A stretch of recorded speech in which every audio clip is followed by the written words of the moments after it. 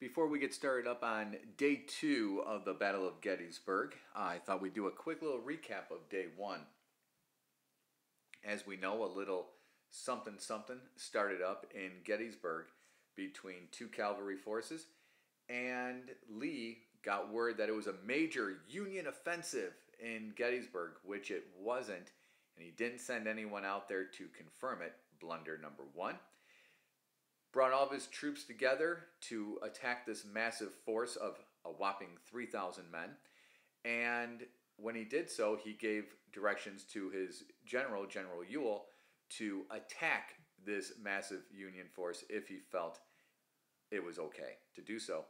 And of course, Ewell did not. We also know on that opening day that the Union lost that initial battle, retreated back through Gettysburg, and took station up on Cemetery Ridge, which you can see right here.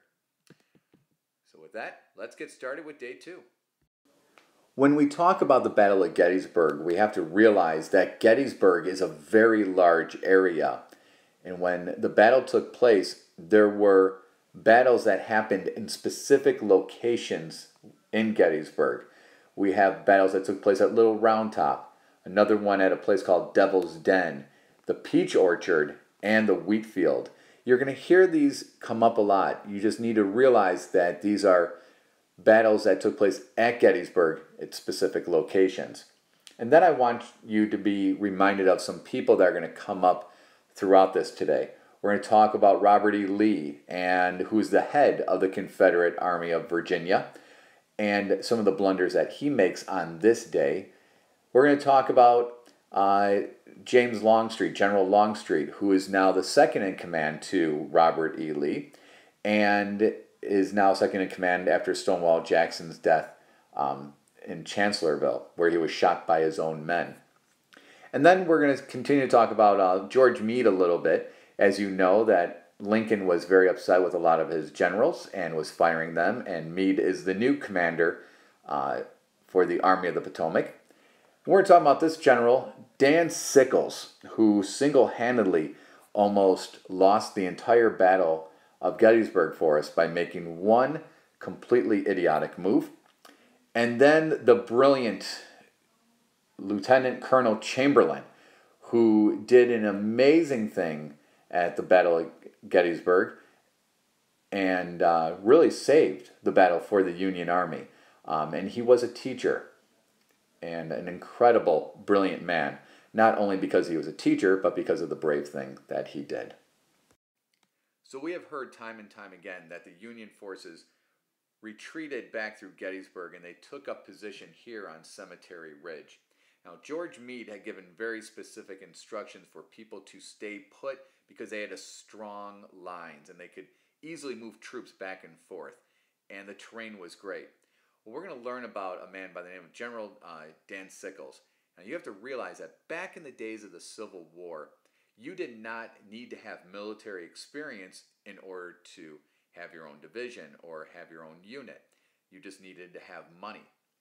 And Dan Sickles had money, and he basically bought his way into the Union Army.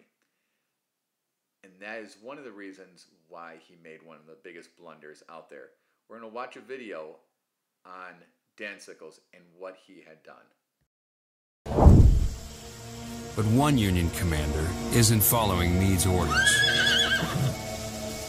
Major General Dan Sickles. Wealthy, devious, a rogue. Recently acquitted of murdering his wife's lover using the first plea of temporary insanity in U.S. history, he'll leave Gettysburg even more notorious. Dan Sickles was all about Dan Sickles. If it didn't benefit or aid Dan Sickles, he wasn't very interested in it. He didn't go to West Point. He didn't have any military experience, but he was able to use his money, influence, and power to raise his own regiment.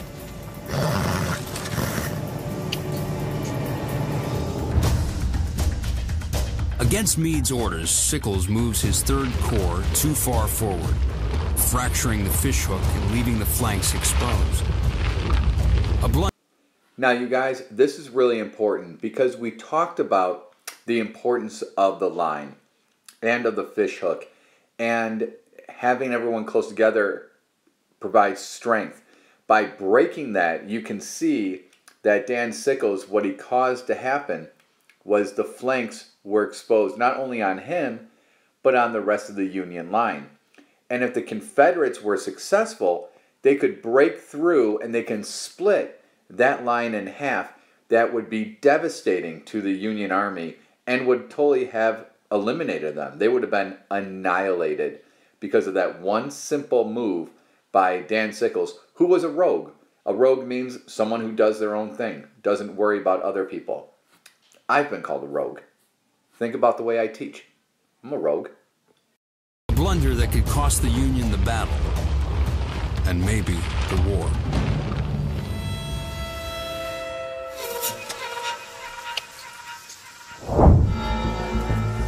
After hours of delay, the rebel force finally arrives in position. But Lee's lost the element of surprise. The Union knows what's coming.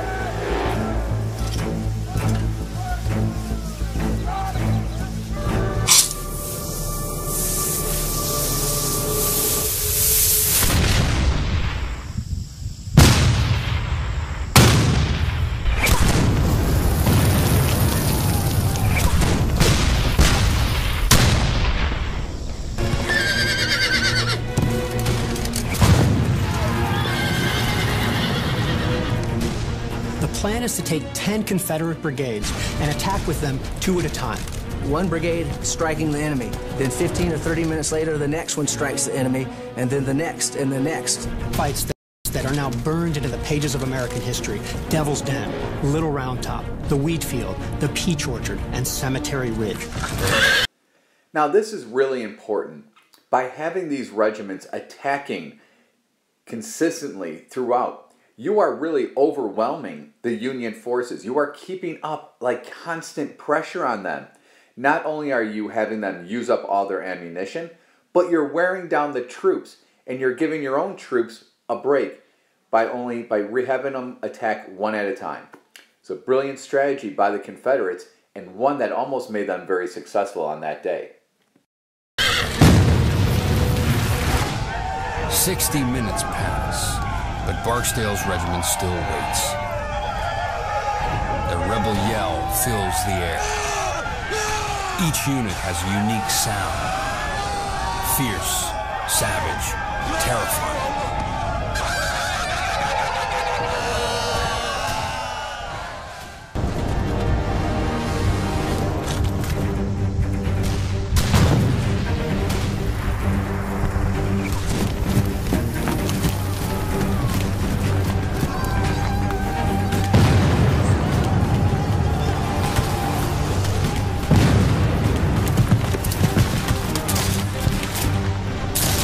They storm into enemy fire, racing towards Sickles' position.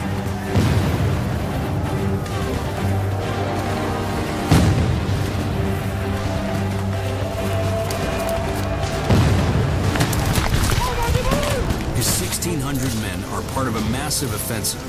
21,000 troops attacking Meade's line from Little Round Top to Cemetery Ridge. An all-out assault to win the Civil War now. Barksdale's mission: break through Union defenses on Cemetery Ridge. Opportunity lies right in his path. Against orders, Union General Dan Sickles moved his 3rd Corps out of position. They're now vulnerable, perfect targets for Barksdale and his men. If Barksdale, as well as other Confederate brigades nearby, are able to exploit the gap in the Union line, it would be calamitous for the Union Army. The Army would be cut in 2. Barksdale's troops are unstoppable, overwhelming Sickles' men.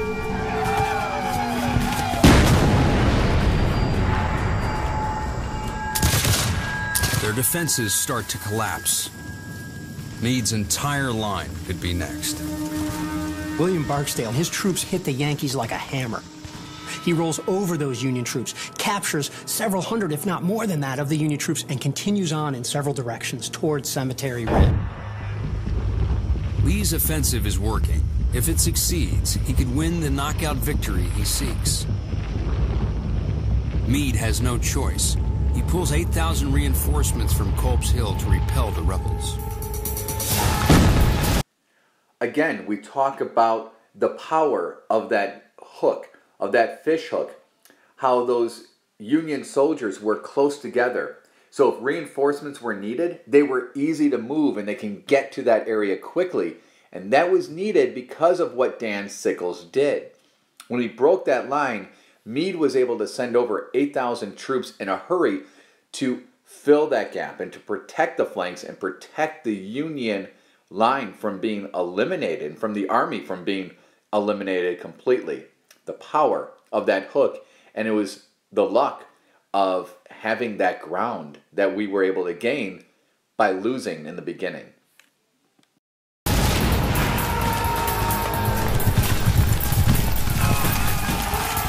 Charging towards Cemetery Ridge, Barksdale and Lloyd advanced 600 yards through a barrage of enemy fire.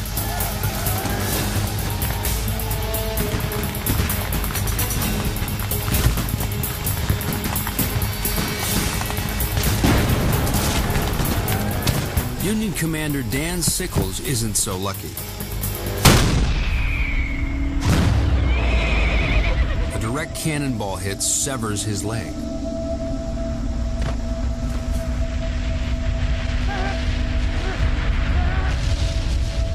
One Yankee officer jokes it's bad news for Sickles, but good news for the Union.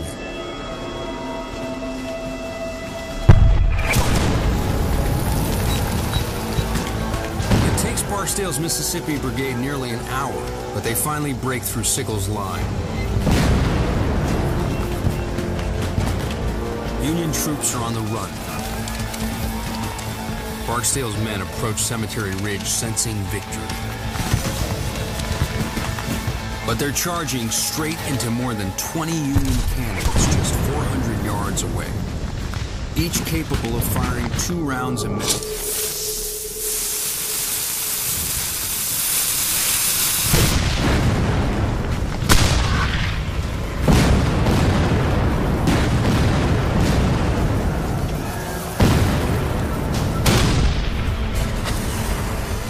An exploding bag of gunpowder rockets a 12-pound cannonball of solid iron at 1,400 feet per second.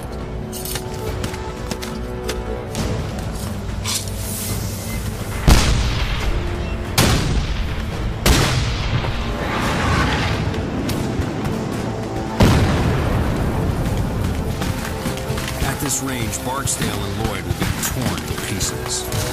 The Mississippi Brigade comes close to cutting through Union lines. Then Meade's reinforcements slam into Barksdale and Lloyd. I turn again to the front and see the enemy bursting through the bushes and firing at us. They had come out from the top of the hill, fresh. And did our gallant Barksdale ride into our midst and still say, "Forward through the bushes." Barksdale's exhausted men finally break formation.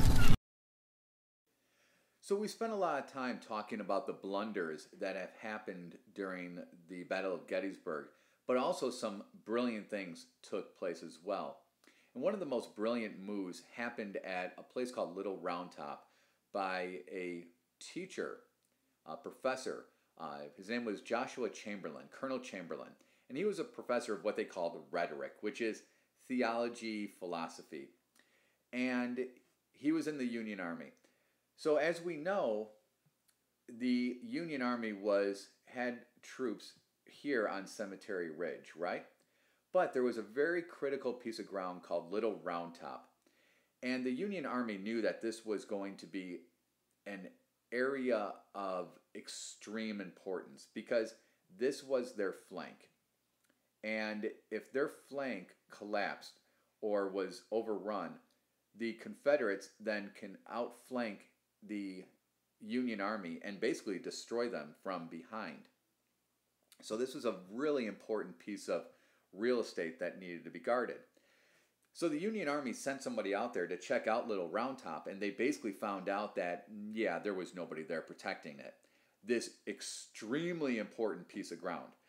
So they sent out Colonel Chamberlain along with a bunch of other men to protect Little Round Top. And his instructions were really quite clear. Unlike, as we know, Robert E. Lee wasn't quite clear. The orders to Chamberlain were very clear. That you are at the far end of the Union line. The line stops with him. And no matter what, they could not retreat.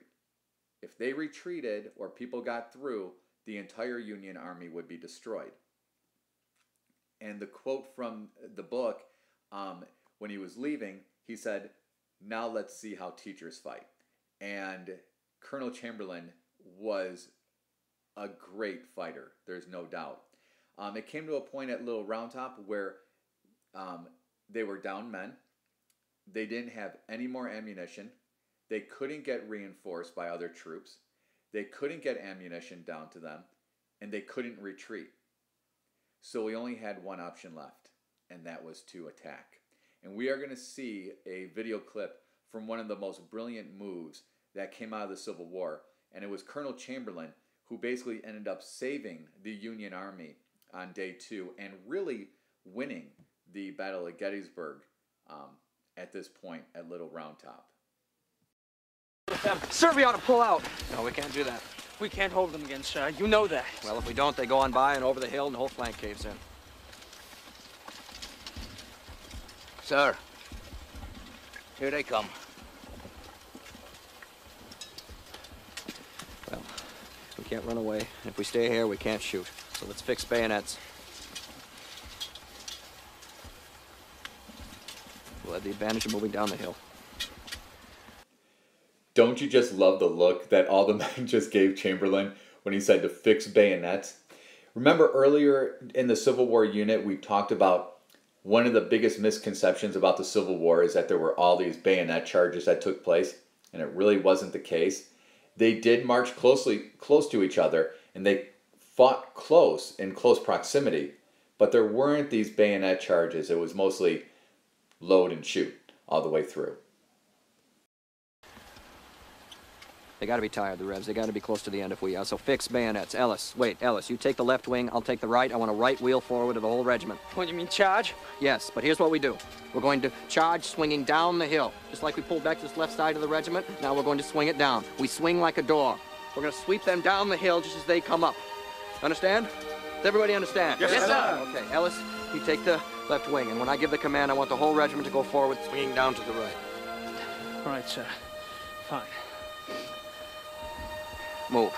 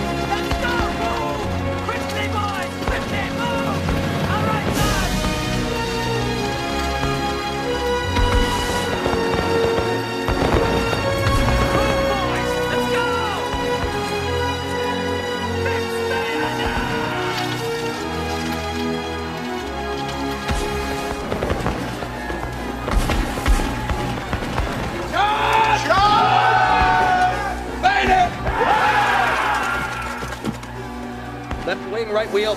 Right wheel! Charge.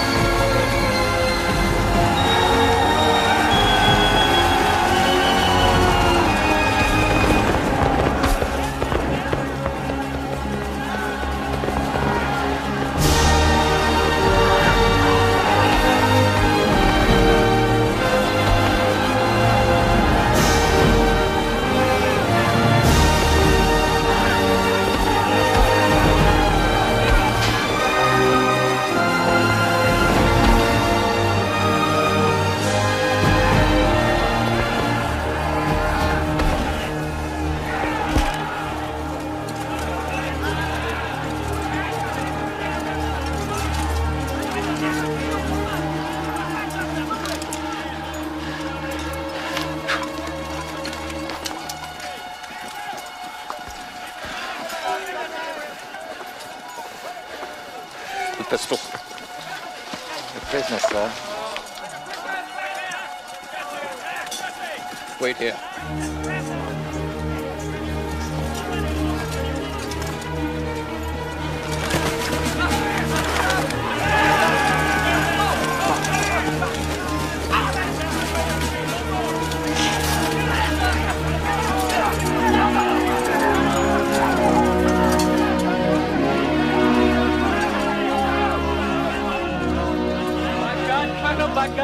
My God, the boys are still advancing. Oh, you better go on and stop them. Yes, sir, but they're on their way to Richmond, sir. Richmond! Not today. They've done enough for today. Lawrence, why don't you meet this fellow from Alabama? Captain Hawkins, this is my brother, Colonel Chambers. Sir. May I have some water? Yes. Certainly. Tom, get this man a canteen. Yes, sir. Right this way. I truly think that is one of the greatest reenactments for the Civil War I have ever seen. And that's from a movie called Gettysburg. But the reaction that that bayonet charge had by Chamberlain and the Union forces was one that was so significant. When it happened, the Confederate soldiers either gave up, like you saw in the video, or they ran away terrified, from it. So it was just a last-ditch effort by Chamberlain to really save the Union and save the Union flank. And it was a genius move. But you notice a couple of things when you're watching that. Number one, how they fought like gentlemen. Even after Chamberlain finds another officer and the officer points his gun at Chamberlain's face and pulls a trigger and it just clicks. He just speaks so quietly to him and says, "Your gun, your pistol, please." And then tells him to stay and wait. It was a thing out of respect. But then even after the battle, when they're, asking for water, and he's saying, "Of course you can have water." You have to understand, while they were fighting against each other, they still respected each other because they were their own countrymen. So it was a very difficult thing to really go through. But it's amazing, to watch. And the music is unbelievable in that video. So you can clearly see that Day 2 and the Battle of Gettysburg saw some of the worst fighting that was out there. Devil's Den and the wheat field, the peach orchard, Little Round Top, the bayonet charge. And it was a long day for the Union and the Confederate forces. And just when you don't think it could get any worse, then Day 3 rolls around.